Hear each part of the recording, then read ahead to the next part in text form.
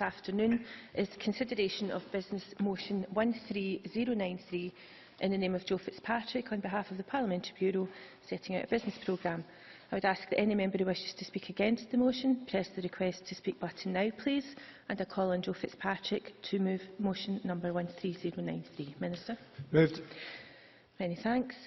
No member has asked to speak against the motion. Therefore, I will now put the question to the Chamber, and the question is that motion number 13093 in the name of Joe Fitzpatrick be agreed to. Are we all agreed? Yes. We are.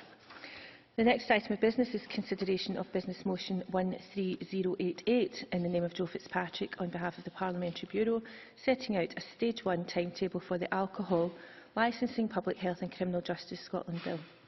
Could I ask any member who wishes to speak against the motion to please press the request to speak button now, and I call on Joe Fitzpatrick to move the motion. Moved. Many thanks. No member has asked to speak against the motion, and therefore I will now put the question to the Chamber.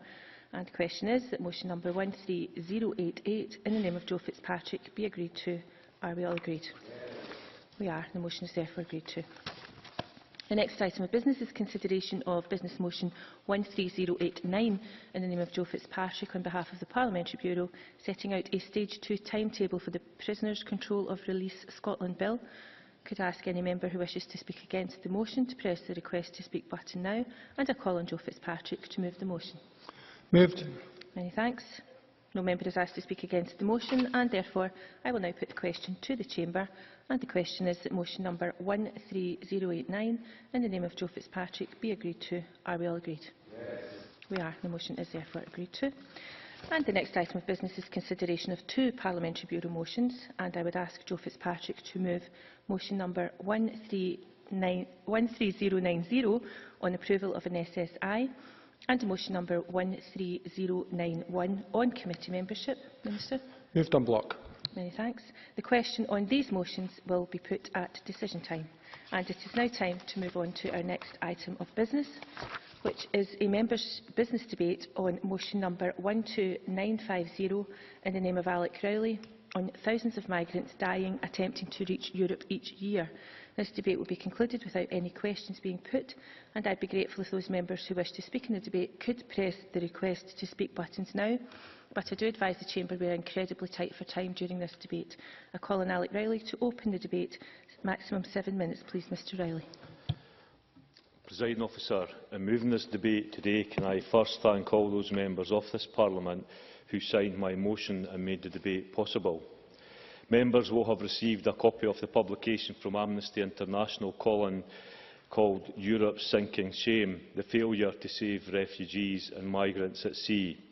This sets out the sheer scale of the human disaster taking place in the Mediterranean that has seen over 1,750 men, women and children perish at sea in the first 4 months of this year. Everyone I have met and who I know has been shocked at the scale of the loss of life in the Mediterranean amongst men, women and children. Back in October last year, the Italian ambassador to the UK came to this Parliament and addressed the European and External Relations Committee. He spoke of the human tragedy in the Mediterranean and said, "We wish there was a clearer plan." To be honest with you, the truth is that we have been left quite alone to face this tragedy.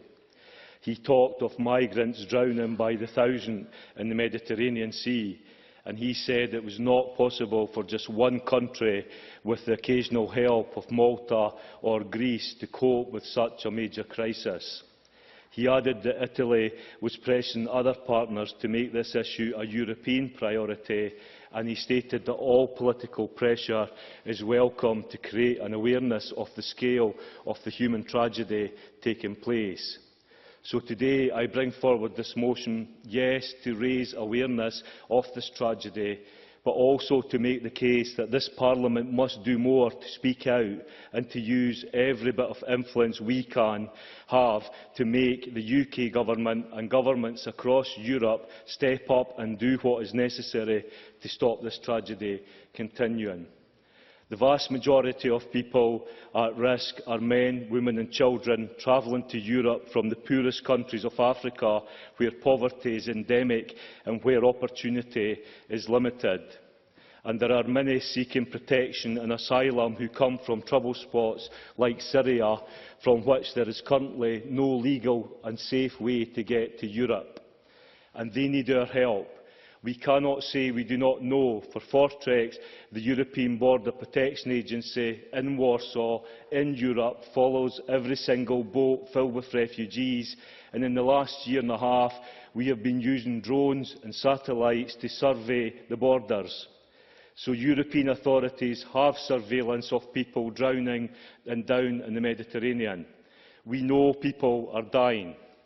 I want to quote from Pope Francis, who on the 19th of April, after a further 600 men, women and children died, he said, "They are men and women like us, our brothers seeking a better life, starving, persecuted, wounded, exploited victims of war. They are looking for a better life."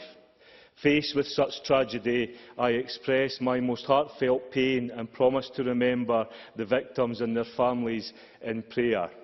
I make a heartfelt appeal to the international community to react decisively and quickly to see to it that such tragedies are not repeated. He added, "It is evident that the proportions of this phenomenon demand much greater involvement.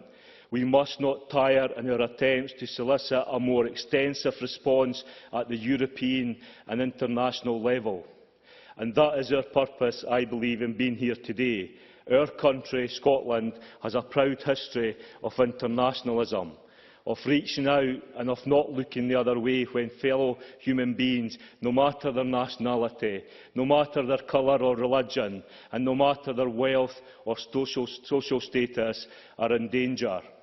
We have to think of protecting people, not just protecting borders.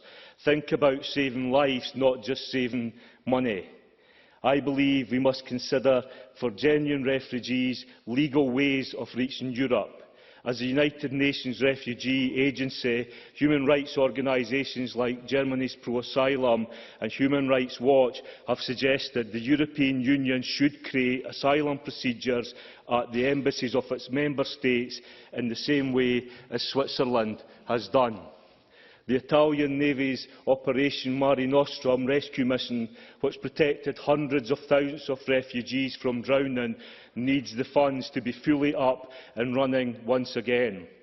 The European Union also needs to finally begin participating seriously in the United Nations Refugee Agency resettlement programme. The United Nations is currently seeking guest countries for several 100,000 refugees who need to be resettled. In 2013, North America took more than 9,000, but in Germany they only accepted 300. We must all do more. The EU's Dublin regulation, which allows refugees to apply for asylum in their country of arrival, is an issue, and in crisis-torn countries, we should also look at whether the visa requirement for people from these conflict countries should be lifted on a temporary basis. I do not say that these changes would stop all the loss of life at sea, but they could be significantly reduced, and we should send out a message that just as when Europe too once had its own refugees fleeing Europe and needed the help of the international community, we Europeans in the international community are prepared to help now. I move this motion today, Presiding Officer, and ask that we all remain focused on achieving action from our UK Government and from governments across Europe, because we cannot allow this situation to continue. Thank you. Many thanks. As already indicated, we are very tight for time. Maximum 4-minute speeches. Kenny McCaskill, to be followed by Patricia Ferguson.